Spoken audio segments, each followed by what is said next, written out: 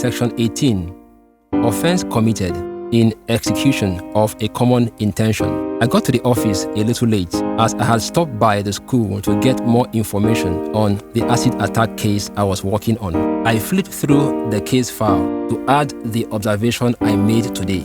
I also opened the law book where I found Barrister Funshaw's business card.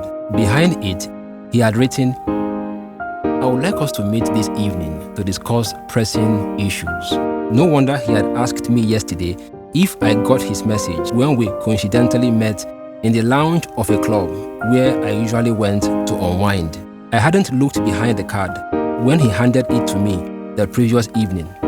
When we met, he talked extensively about the case and then offered me 5 million naira to doctor my report and findings to favor his clients. Disgusted, I immediately declined the offer, paid for my drink, and left the club. A young girl was fighting for her life in the ICU, and this dude wanted me to allow the prime suspect walk free. What madness! I called the IPO of the case to hand the files back to him, but he said he wasn't on seat owing to an emergency. So, I went to his table at the inspectorate office. I pulled his drawer open, about to return the files, when I saw the same card I had found in the law book. It dawned on me that meeting Barrister Funshaw in the lounge of the club was not a coincidence. It was an arrangement by my IPO who knew I frequented that club whenever I had a rough day at the office. I knew I had to be more careful. As I walked out of the inspectorate, I met an inspector whose table was just beside that of my IPO. He told me that my IPO had gone to the bank.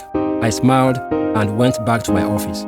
I called the school store where the acid had been taken to ask them to grant me access to the records of the empty acid bottles that were returned and who accounted for them. They told me they had no such records, that they only made use of the bottles available. I was not satisfied with the response, so I drove down to the school. I went straight to the store, and the storekeeper repeated the same thing she had told me over the phone, that they didn't keep records of the empty bottles of acid they recovered from their chemistry and biology practical classes. She showed me her computer to prove her point. There were no software records of such bottles. However, when I looked at where the empty acid bottles were stored, I noticed the bottles were labeled A to Z.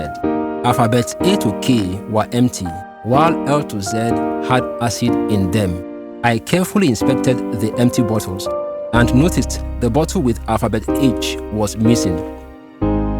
I brought out my phone and took a picture of the lineup, showing the missing empty bottle with the missing alphabet. I asked the storekeeper about the missing bottle with the alphabet H, and she could not give any account of it. So I placed her under arrest and took her back to the office to put it down in writing.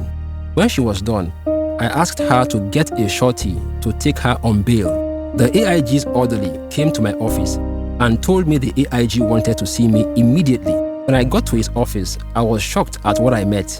Barrister Funshaw accused me of arresting an innocent student, and that the actual person who had attacked Jumai with the acid was Femi, who had already confessed himself as Jumai's father, confirmed the allegation, adding that he pleaded with me not to go that route. But I refused. Oga, you know I warned you that this will not work. I warned you this will not work. My own IPO said. The AIG was disappointed he had given me the case file to read. I was not surprised the IPO had changed the entire statement and that Femi had taken responsibility for the offense. I inserted my hand in my trouser pocket and pulled out an audio recorder. I had formed a habit of recording all my depositions. So I played an audio file to the AIG's hearing and told him that all the suspects I arrested had committed an offense contrary to Section 18 of the Criminal Laws of Lagos State, 2015. They all had common intention to maliciously scar Jumai's face so that Femi would no longer be interested in her.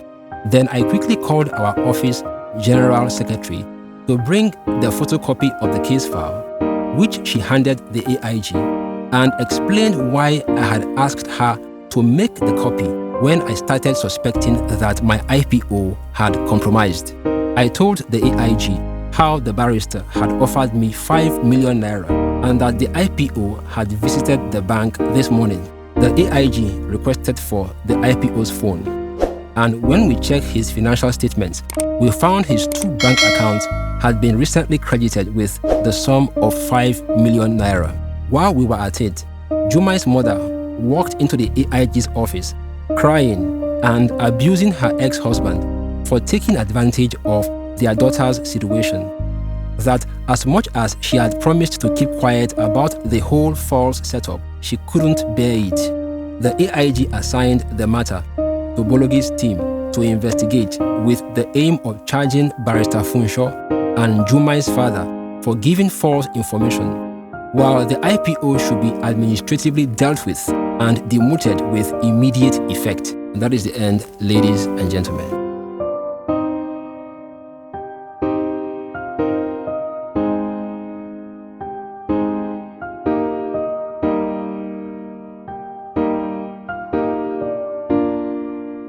This work of fiction is a production of COSPEAKS, composed and written by Chidi Okoye, narrated by Ikenna Igwe, sound production by Blaze Entertainment, graphics by Illustro Kings Creatives, video production and effects by Kings Media, visual and shots by Sheung B.